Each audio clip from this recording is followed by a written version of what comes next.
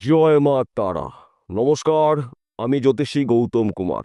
আমার চ্যানেলের পক্ষ থেকে আপনাদের প্রত্যেককে স্বাগতম। আজকের আলোচনার বিষয় আগামী 15ই ফেব্রুয়ারি রবিবার 2026 মহাশিবরাত্রির।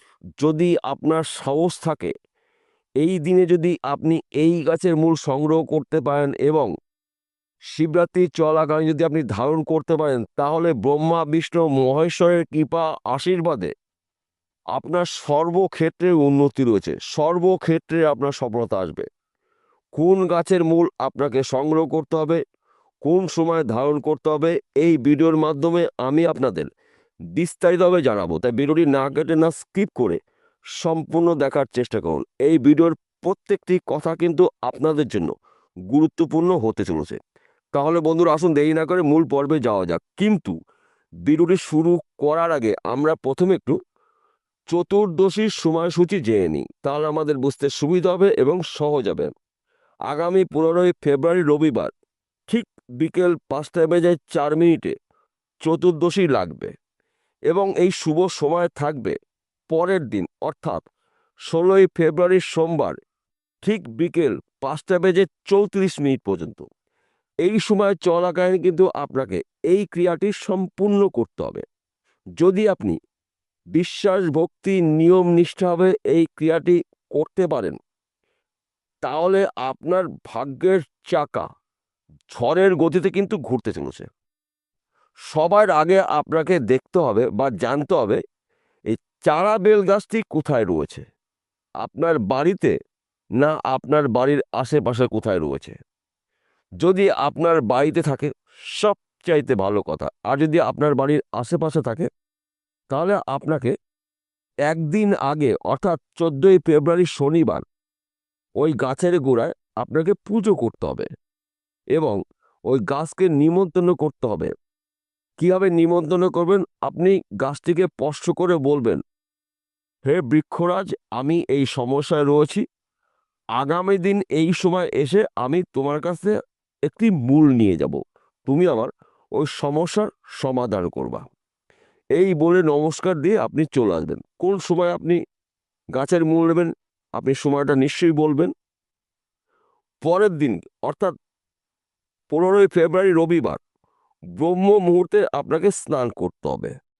স্নান করে সবার আগে আপনাকে ওই গাছের গোড়ায় যাওয়া লাগবে। শুদ্ধ বস্ত্র পরিধান করে একটি ধারালো কোনো অস্ত্র নেবেন, দা হতে পারে, সাপল হতে পারে, কাঁচি হতে পারে, যেই অস্ত্রটা আপনার গাছের মূল তুলতে ব্যবহার করতে হবে। ফার্স্ট কাজ, আপনাকে ওই গাছের গোড়ায় গিয়ে সূর্য প্রণাম করবেন। যদি আপনি দীক্ষা নেওয়া থাকে গুরুমন্ত্র জপ করতে পারেন, কিংবা আপনার দীক্ষা নেওয়া হয়নি, আপনি যেই ঠাকুরের ভক্ত সেই ঠাকুরের বীজ মন্ত্র 108 বার অথবা 58 বার জপ করতে পারেন। জপ তপ করা হলো, এইবার আপনি গাছটিকে সামনে রেখে বসবেন। অবশ্যই আপনার মুখ কিন্তু পূর্ব দিকে থাকতে হবে, গাছটি আপনার সামনে থাকবে। এবার গাছের গোড়ার থেকে আপনি মাটি সরাবেন। যখন আপনি মূলটা দেখতে পেলেন, তখন ওই মাটি সরিয়ে দিয়ে দম বন্ধ করে ওই মূলটাকে আপনাকে একদমে তুলতে হবে বা সংগ্রহ করতে হবে, কাটতে হবে। মূলটা আপনার কাটা হলো, এইবার আপনি হাতের মধ্যে মূলটা রেখে ওই গাছের ক্ষত জায়গাতে মাটিটা দিয়ে আবার পুট করে দিন বা ভরে দিন। প্রথম কাজ, আপনার এবার ওই গাছের মূলটাকে পরিষ্কার জল দিয়ে আপনাকে ধুয়ে নিতে হবে। তারপরে পরিষ্কার ন্যাকড়া দিয়ে মুছে কাঁচা দুধ এবং গঙ্গা জলের মধ্যে আপনি রেখে দিন। তারপরে আপনাকে দেখতে হবে চতুর্দশী কখন শুরু হবে, অর্থাৎ 15ই ফেব্রুয়ারি রবিবার বিকেল 5:04 চতুর্দশী লাগবে।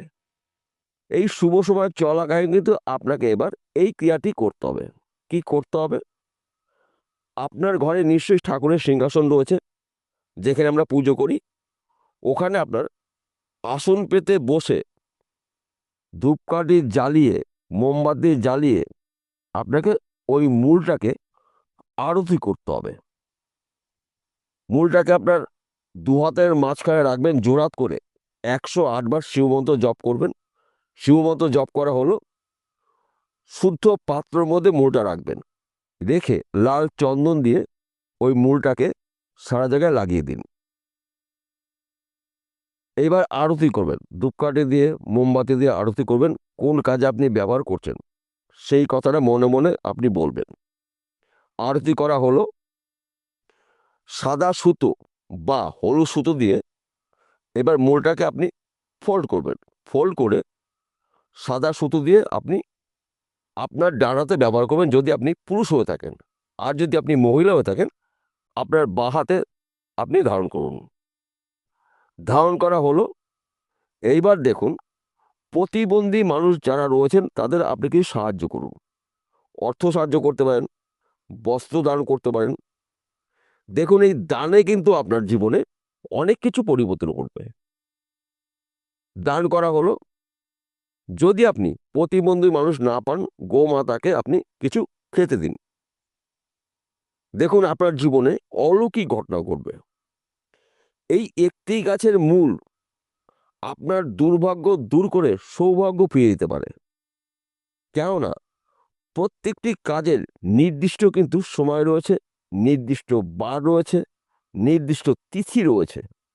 তাই বিশেষ করে বিল্ব মূলের ধারণ করার সঠিক বার রবিবার। এই রবিবারে কিন্তু আবার মহাশিবরাত্রির দেবাদিদেবের মহাদেবের কৃপা আশীর্বাদে কিন্তু আপনাদের সকল কাজে সফলতা আসবে, শত্রু দমন, গৃহে সুখ সমৃদ্ধি প্রবেশ করবে, ব্যবসা ক্ষেত্রে আপনার উন্নতি হবে, নানা জায়গা থেকে কিন্তু আপনার প্রাপ্তি জন্মাবে। একমাত্র এই একটি গাছ আপনার দুর্ভাগ্য দূর করে সৌভাগ্য ফিরিয়ে দিতে পারে, কিন্তু আপনাকে 100% বিশ্বাস করে এই গাছের মূল ধারণ করতে হবে। আপনি যতটা বিশ্বাস করবেন ততটাই কিন্তু আপনি ফল পাবেন। কেননা এই দিনটি কিন্তু অতি শক্তিশালী গুরুত্বপূর্ণ দিন। মহাশিবরাত্রি এবং দেবাদিদেবের মহাদেবের কৃপা আশীর্বাদের সম্পূর্ণ শুভ দিন শিবরাত্রির দিন। ব্রহ্মা বিষ্ণু মহেশ্বরের আশীর্বাদে আপনাদের জীবনে অলৌকিক ঘটনা ঘটবে, সর্ব কাজে আপনাদের সফলতা আসবে। এবং এই দিন কিন্তু অবশ্যই আপনাকে শিবমন্ত্র জপ করতে হবে এবং নিরামিষ আহার গ্রহণ করতে হবে। এবং এই দিনটি কিন্তু আপনার গুরুত্বপূর্ণ দিন। এই দিনে কারোর সঙ্গে ঝুট ঝামেলার মধ্যে জড়িয়ে যাবেন না। এবং এই দিনে আপনি যতবার শিবমন্ত্র জপ করতে পারবেন ততটাই কিন্তু আপনার জীবনে উন্নতি করবে। এই দিনটি আপনার জন্য মহাদেবের আশীর্বাদের দিন পেতে পারেন। এই দিনে যদি আপনি বিশ্বাস ভক্তি নিয়ম নিষ্ঠাভাবে শিবমন্ত্র জপ করতে পারেন এবং শিবলিঙ্গ জল দিতে পারেন, তাহলে কিন্তু আপনার জীবন থেকে সমস্ত দুঃখ কষ্ট যন্ত্রণাগুলো চিরতরে দূর করে আপনার জীবনে সুখ সমৃদ্ধি প্রবেশ করবে। তাছাড়া এই দিনে কারোর সঙ্গে কোনো ধরনের অশান্তির মধ্যে জড়িয়ে যাবেন না, ঝুট ঝামেলার মধ্যে একদম যাওয়া যাবে না, তাহলে কিন্তু আপনার সর্ব কাজে বাধা সৃষ্টি হবে। তাই এই বিষয়গুলো কিন্তু গুলিয়ে ফেললে চলবে না। একমাত্র এই একটি গাছের মূল আপনার জীবনে অলৌকিক কিছু ঘটনা ঘটিয়ে দেবে, যা নাকি হয়তো আপনারা নিজেরাও কখনো কল্পনা করতে পারেননি। অর্থাৎ আপনাদের ব্যক্তি বিশেষে স্বপ্নপূর্ণ হবে। এক কথাতে বলা যেতে পারে, ব্রহ্মা বিষ্ণু মহেশ্বরের আশীর্বাদে আপনাদের ব্যবসা ক্ষেত্রে শুভ, চাকরি ক্ষেত্রে প্রমোশন, রোগ জ্বালার থেকে রেহাই পাবেন, আপনার গৃহে সুখ সমৃদ্ধি প্রবেশ করবে, নানা জায়গার থেকে আপনার উন্নতি করার সুবর্ণ সুযোগ আসবে, নানা দিক থেকে কিন্তু আপনার আর্থিক উন্নতি করার সুবর্ণ সুযোগ পেতে পারেন। শুধুমাত্র মহাশিবরাত্রির দিনে যদি আপনার সাহস থাকে, এই গাছের মূল আপনাকে সংগ্রহ করতে হবে। শিবরাত্রির চলাকালীন আপনাকে এই গাছের মূল ধারণ করতে হবে। আপনার ভাগ্যের চাকা ঝড়ের গতিতে কিন্তু ঘুরবে মহাদেবের কৃপা আশীর্বাদে। বিষয়টা বোঝা গেল? নমস্কার বন্ধুরা, আবার দেখা হবে।